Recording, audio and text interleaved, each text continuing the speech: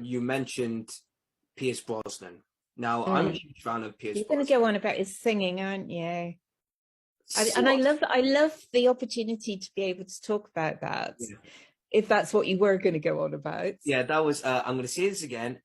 Emily, you were the one who told me to ask this question. So I'm asking this now. I was not going to ask this, but there we go. Yeah. Yes, carry on. So there was obviously, I mean, critically, there was a lot of sniping about the movie because, I think people, I don't know what they were expecting, but the fact is that you mentioned The Dark Knight. The Dark Knight did wonderful box office when it opened, but Mamma Mia kept on and on and on because people kept going back to see it again. It wasn't like a movie experience where you show it once and go away again.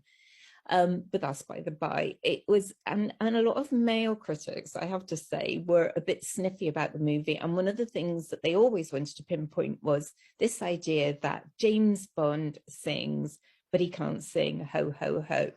Well, obviously, as I said, in auditions, although obviously Pierce Brosnan doesn't have to audition, but we very subtly made sure that every actor in it could sing, because why would you cast someone who can't sing?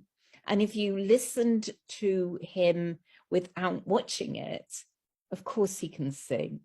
So I think that a lot of this comes down to some kind of brain thing about, I don't want James Bond to sing.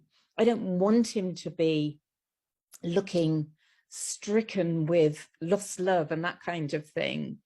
And yeah, I mean, it was very odd because like one of the producers, not our producers, but had sort of said, oh, they've had this real problem with somebody as what they perceived as masculine as James Bond being vulnerable and singing songs about heartbreak and making a fool of himself. Whereas the actor Pierce Brosnan embraced all this. He knew that's what he had to do to make the character work.